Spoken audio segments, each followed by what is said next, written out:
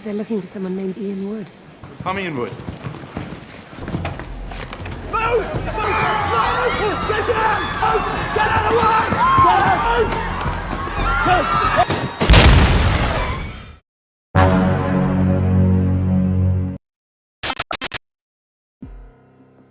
Di awal film kita akan dibawa ke Inggris, tepatnya di kota London. Kemudian memperlihatkan seorang pria tua bernama Kwan yang kala itu tengah menunggu putrinya bubaran sekolah. Tak berselang lama putri Kwan keluar dari sekolah lalu ia pun langsung masuk ke dalam mobil sang ayah. Di sini putri Kwan menunjukkan foto gaun dan ia sangat ingin membeli gaun tersebut untuk menghadiri pesta ulang tahun temannya besok hari. Kwan yang sangat menyayangi putrinya itu, ia pun langsung mengajak dia ke butik untuk membeli gaun yang dimaksud. Di tengah perjalanan putri Kwan bercerita kalau sekarang ia sedang jatuh cinta kepada seorang laki-laki. Si putri berharap Kwan tidak melarang karena dirinya sudah dewasa. Kwan menjawab kalau ia tidak akan melarang asalkan putrinya tidak melakukan hal yang macam-macam. Tak lama mereka tiba di butik untuk membeli gaun. Di sini putri Kwan turun duluan sementara Kwan akan memarkirkan mobilnya dulu. Hingga saat Kwan hendak memarkirkan mobilnya malah ada pengendara lain yang menyerobot dan membuat mobil Kwan menabrak. Hampir saja terjadi keributan di antara Kwan dan pengendara itu, tapi tiba-tiba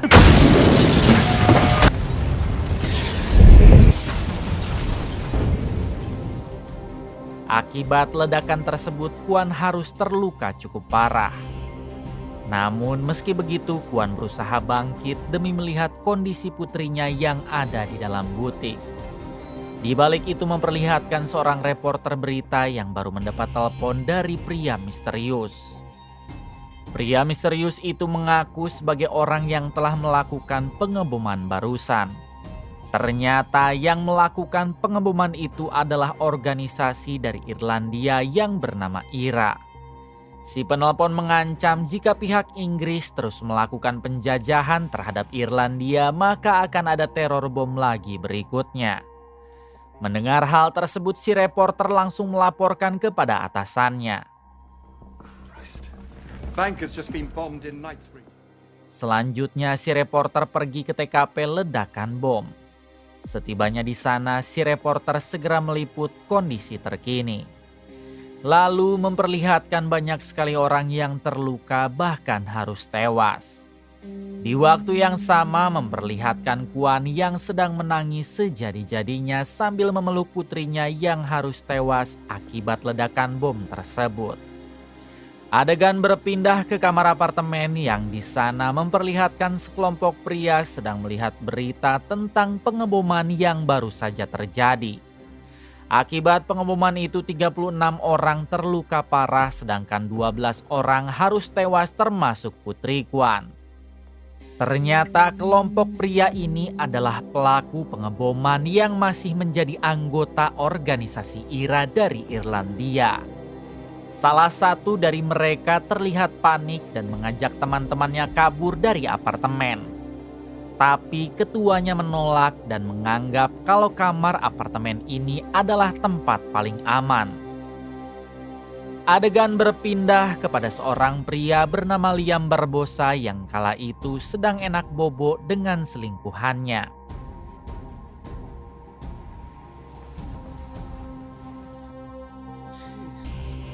Tak lama Barbosa dihubungi oleh istrinya yang memberitahu tentang pengeboman sebelumnya yang dilakukan oleh organisasi IRA.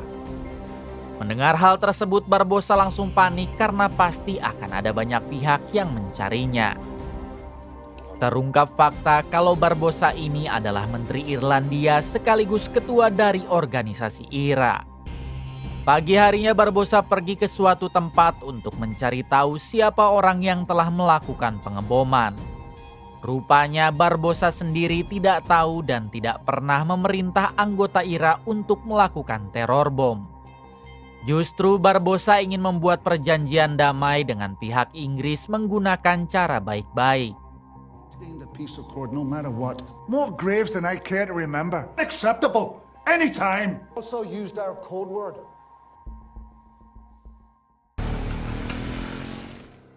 Berpindah kepada Kuan yang masih belum ikhlas dengan kepergian putrinya. Sepanjang hari Kuan hanya menghabiskan waktu dengan melamun dan ia masih tidak ingin berbaur dengan orang-orang.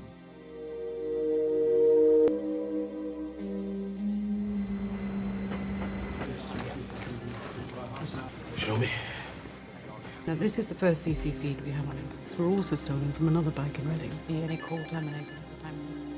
Hari berikutnya Kuan mendatangi kantor polisi. Di sana Kuan bertemu dengan ketua polisi lalu bertanya apakah pihak kepolisian sudah berhasil menangkap pelaku pengeboman yang menewaskan putri Kuan. Si ketua polisi menjawab belum, tapi mereka akan terus berusaha mencari. Setelah itu Kuan memberi segepok uang lalu meminta ketua polisi agar memberikan data mentah tentang siapa saja orang yang dicurigai sebagai pelaku. Akan tetapi si ketua polisi menolak karena ia bukan polisi mata duitan, ditambah data itu bersifat rahasia, tidak boleh diberikan kepada warga sipil. Thank you for seeing me. Setibanya di rumah, Kuan tidak menyerah karena ia langsung mencari tahu tentang organisasi IRA melalui internet. Di waktu yang sama, Kuan melihat berita di TV yang menayangkan Barbosa sedang diwawancara oleh reporter. Di sini Barbosa mengatakan kalau pengeboman itu memang dilakukan oleh anggotanya. Tapi Barbosa sama sekali tidak pernah memerintah. Barbosa curiga jika mereka adalah para pengkhianat yang sengaja melakukan hal itu agar perjanjian damai Inggris dan Irlandia dibatalkan. Mendengar hal tersebut, Kuan jadi yakin kalau Barbosa pasti tahu siapa orang-orang yang telah melakukan pengeboman itu. Absolutely must be signed now. CNN and the Irish Times want interviews with you. You've a call waiting online too. Tak berselang lama, Kuan langsung menghubungi Barbosa melalui telepon kantornya. Di sini Kuan bertanya siapakah orang yang telah melakukan pengeboman itu. Dengan tegas Barbosa menjawab tidak tahu, lalu ia segera mematikan panggilannya. Mendengar itu semua tentu membuat Kuan kesal dan mulai sekarang ia bertekad akan mencari para pelaku dengan caranya sendiri. Sebelum pergi, Kuan menitipkan restoran miliknya kepada sahabatnya, karena Kuan sendiri belum tentu akan kembali lagi. Sampai di sini kita belum diberitahu siapa Kuan sebenarnya, namun tentu kita akan tahu nanti.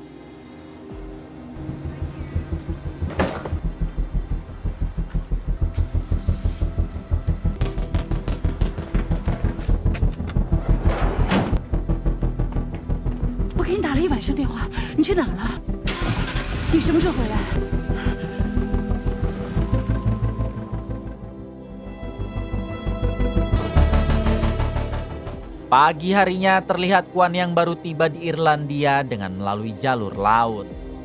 Langkah pertama yang Kuan lakukan adalah mencari tempat tinggal sementara selama Kuan berada di sana. Setelah mendapat kosan, Kuan segera mendatangi kantor Barbosa. Ketika di dalam, Kuan malah diusir oleh beberapa staf Barbosa. Beruntung saat Kuan hendak pergi, ia berpapasan dengan Barbosa lalu memohon sebab dirinya hanya ingin mengobrol sebentar. Barbosa yang menganggap Kuan hanya pria tua tak berdaya, ia pun mengizinkan Kuan masuk ke ruangannya. Di sini Kuan memohon agar Barbosa mau memberitahu satu saja nama dari orang yang telah melakukan pengeboman. Kuan juga mengatakan kalau putrinya telah tewas dalam ledakan bom itu, jadi Kuan hanya ingin menuntut keadilan.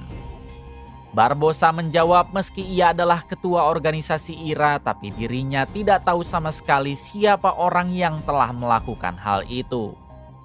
Kemudian Kuan mengatakan kalau dirinya tidak percaya jika Barbosa tak mengetahui nama orang yang telah melakukan pengeboman tersebut. Sebelum keluar, Kuan pergi dulu ke kamar mandi lalu membuat bom rakitan dengan skala ledak kecil.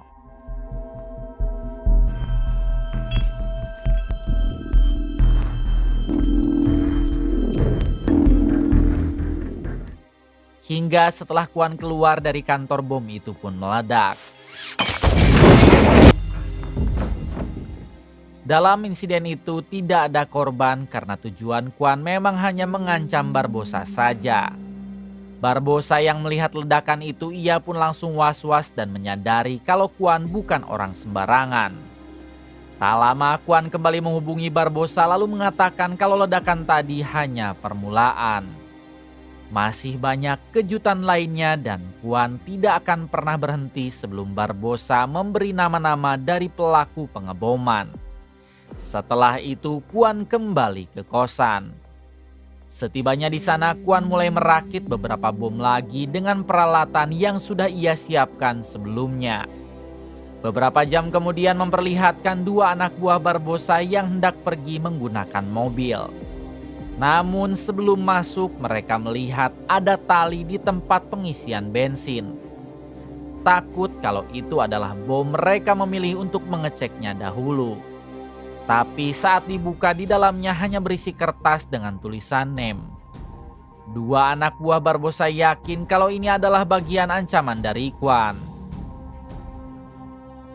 Berpindah kepada Barbosa yang kini berhasil mendapatkan tempat tinggal Kuan.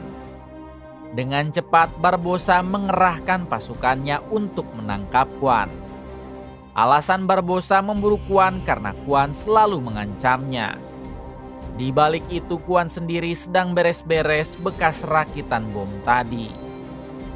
Kemudian Kuan melihat ke arah jendela lalu menemukan para anak buah Barbosa yang menuju kamarnya. Dengan cepat Kuan berusaha kabur tapi sayang sebagian anak buah Barbosa yang lain sudah berada di depan pintu hingga terjadilah pertarungan.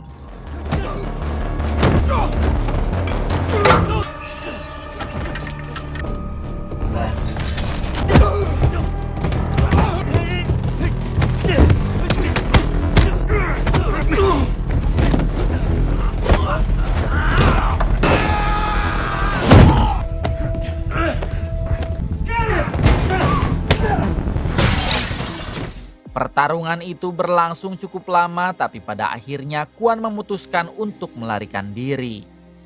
Selang beberapa saat terlihat Barbosa yang kecewa karena para anak buahnya telah gagal menangkap Kuan. Di waktu yang sama datanglah keponakan Barbosa yang diketahui bernama Michael, ini orangnya. Di sini Barbosa memerintah Michael untuk datang ke London. Lalu memberi klarifikasi tentang para polisi dan penegak hukum di sana terkait peneror bom yang terjadi bukan perintahnya. Teror bom itu dilakukan oleh anggota organisasi IRA yang berkhianat. So can I count on you, Sean?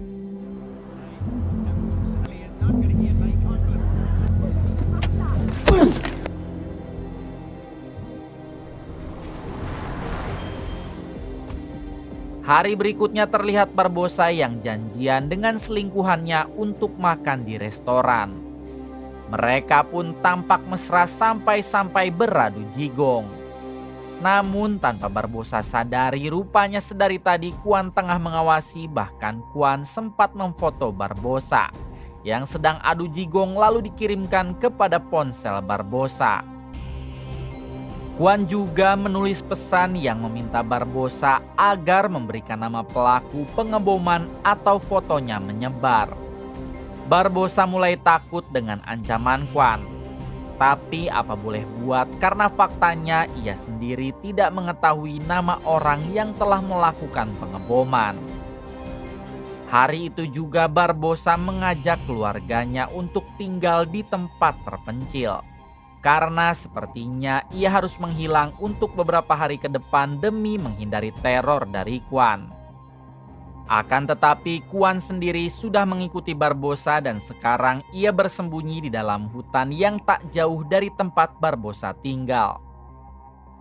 Kuan terus saja memantau pergerakan Barbosa mencari cara untuk bisa menerornya lagi. Sampai di suatu malam Kuan masuk ke peternakan yang ada di dekat rumah. Lalu ia memasang beberapa bom di sana. Dirasa sudah cukup, Kuan segera pergi lalu inilah yang terjadi.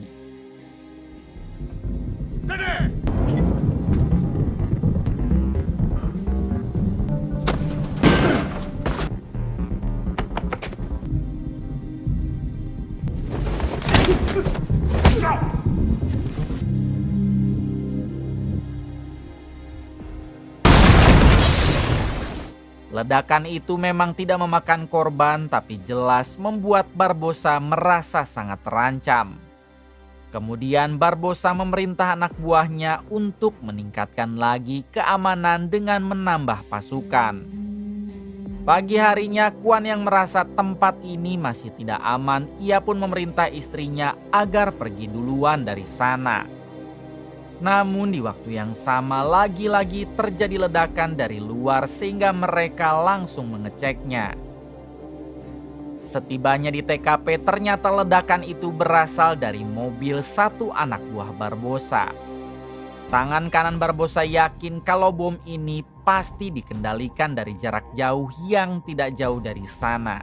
Sehingga dipastikan Kuan ada di sekitar mereka. Alhasil Barbosa memerintah tangan kanan dan para anak buahnya untuk mencari Kuan ke dalam hutan. Karena di sana tempat aman untuk bersembunyi.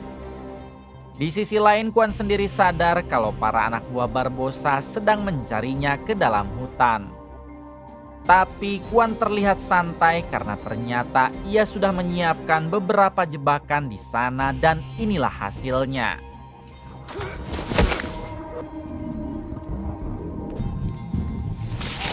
Beberapa anak buah Barbosa berhasil termakan jebakan itu. Namun saat Kuan hendak menginterogasinya, sial sekali bahunya harus terkena tembakan dari jarak jauh. Dengan cepat Kuan pun segera bersembunyi dari sana.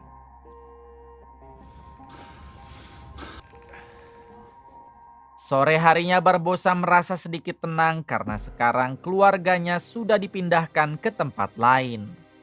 Kemudian Barbosa mendapat informasi kalau para anak buahnya gagal lagi menangkap Kuan. Dengan cepat Barbosa segera menghubungi Michael si keponakan untuk meminta bantuan menangkap Kuan. Namun tanpa disangka saat mengangkat panggilan itu rupanya Michael sedang asik mengencrit istri Barbosa. Setelah panggilannya mati, istri Barbosa bercerita kalau sebenarnya ia sangat membenci Barbosa suaminya. Hal itu dikarenakan kakak kandung si istri tewas dihabisi tentara Inggris. Tapi Barbosa malah menyetujui perjanjian damai bukan membalas dendam. Michael pun berusaha menenangkan istri Barbosa. Lalu ia izin pergi karena harus membantu Barbosa. Adegan berpindah kepada Kuan yang sedang mengobati luka tembak di bahunya. Tiba-tiba ia teringat dengan kejadian di masa lalu yang mana ternyata istri dan anak sulung Kuan harus tewas dihabisi perampok.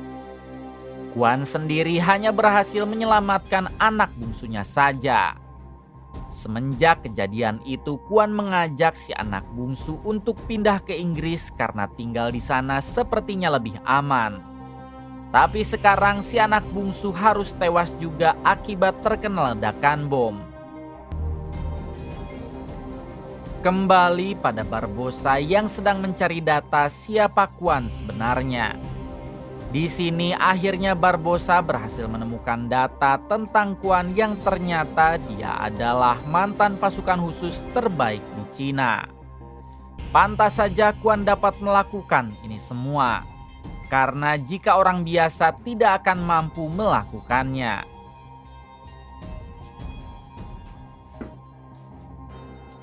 Tak lama setelah itu Barbosa berniat untuk istirahat, tapi tiba-tiba Kuan muncul dari belakang sambil menodongkan senjata. Tak hanya itu, Kuan juga memakai rompi bom di badannya, jadi jika ada anak buah Barbosa yang berani menembak mereka akan koat bersama. Dengan emosi Barbosa bertanya apa yang Kuan inginkan. Kuan menjawab kalau dari awal ia hanya ingin Barbosa memberikan nama-nama pelaku pengeboman yang menewaskan putrinya. Barbosa bersumpah kalau ia memang tidak mengetahuinya. Jika Barbosa tahu sedari awal ia pasti memberitahukannya kepada Kuan. Pada akhirnya Kuan percaya, tapi ia tetap ingin Barbosa mencari tahu siapa orang yang telah melakukan pengeboman itu. Kuan memberi Barbosa waktu 24 jam dan jika sampai dalam kurun waktu 24 jam itu Barbosa tidak memberi nama, maka Kuan akan terus meneror Barbosa. Pagi harinya terlihat Michael, si keponakan yang baru tiba di tempat Barbosa. Tanpa menunggu lama, Michael meminta izin untuk langsung memburu Kwan ke dalam hutan. Tak lama setelah Michael pergi, Barbosa didatangi oleh satu anak buahnya yang bertugas menjaga istri Barbosa. Di sini si anak buah mengatakan kalau kemarin ia melihat istri Barbosa berselingkuh dengan Michael, keponakannya sendiri. Mendengar hal tersebut, Barbosa tidak langsung percaya karena siapa tahu anak buahnya itu telah salah melihat. One prior for a domestic abuse incident at a facial wreck bank for matches. Him in a Dublin pub with an IRA member 4 weeks. ID'd at the bus explosion. Selanjutnya Barbosa dihubungi oleh ketua polisi dari London. Si ketua polisi memberitahu kalau pengeboman yang terjadi didalangi oleh teman Barbosa sendiri yang bernama Carlos. Si ketua polisi ingin Barbosa menangkap Carlos lalu menanyakan nama-nama pelaku yang terjun ke lapangan. Tanpa menunggu lama, hari itu juga Barbosa segera mendatangi Carlos. Setibanya di sana, Barbosa menodongkan senjata lalu meminta Carlos agar mengatakan semuanya. Awalnya Carlos berpura-pura tidak mengerti dengan apa yang dimaksud oleh Barbosa. Tapi Barbosa meminta Carlos agar tidak usah berpura-pura sebab ia sudah tahu kalau dalang di balik pengeboman itu adalah Carlos. Akhirnya Carlos mau jujur dengan mengatakan kalau hal itu ia lakukan sebab tidak suka dengan keputusan Barbosa yang malah ingin menempuh jalur damai dengan Inggris. Kemudian Barbosa meminta Carlos agar menuliskan nama-nama yang telah melakukan pengeboman. Saat ditulis, Barbosa dibuat shock karena ternyata istrinya sendiri masuk ke dalam daftar nama di sana. Mulai dari sini Barbosa sadar kalau istrinya memang tidak sejalan dengan dirinya. Jadi pantas saja dia berselingkuh.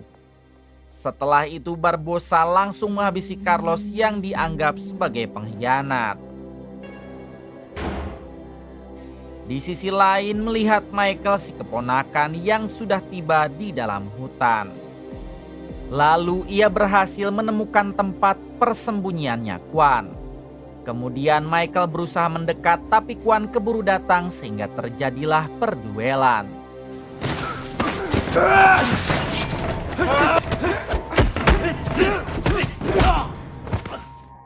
Dalam pertarungan ini Kwan berhasil mengalahkan Michael tapi ia sengaja tidak menghabisi Michael.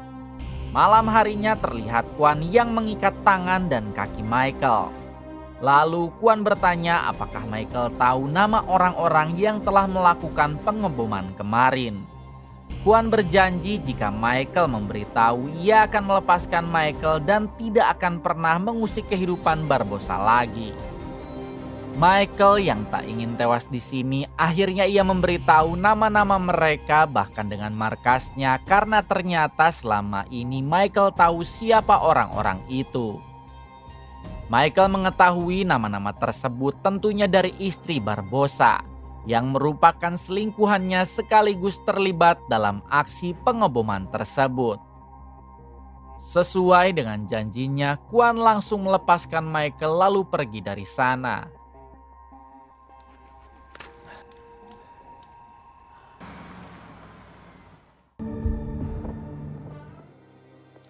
Keesokan harinya berpindah ke apartemen yang menjadi markas para pelaku pengeboman. Ternyata di sana sudah dikepung oleh para polisi yang telah diberitahu oleh Barbosa. Di waktu yang sama terlihat Kwan juga sudah ada di sana lalu ia mendahului para polisi masuk ke dalam apartemen.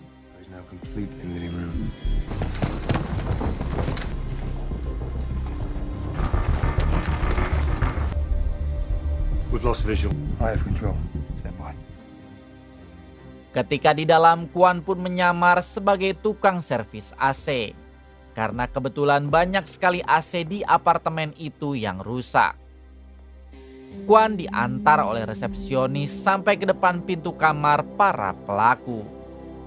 Dengan polosnya para pelaku itu mengizinkan Kwan masuk karena mereka semua sama sekali tidak curiga terhadap Kwan. Hingga setelah di dalam tanpa banyak cangcingcong, Kwan langsung membantai mereka.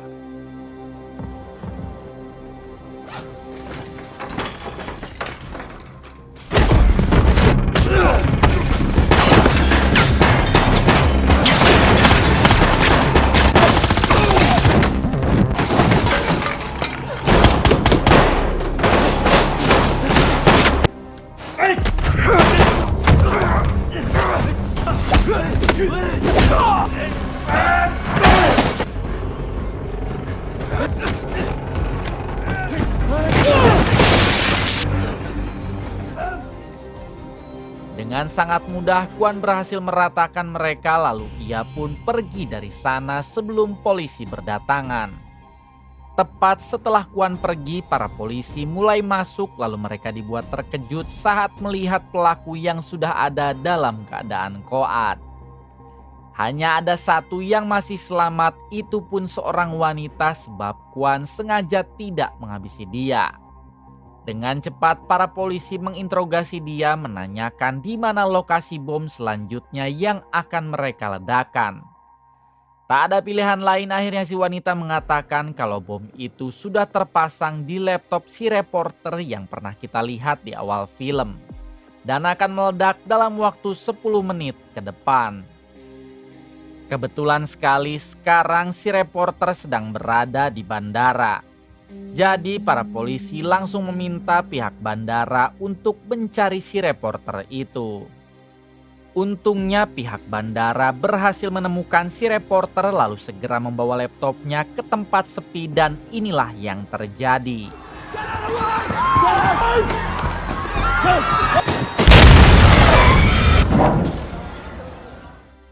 Fox Hunt is now terminated.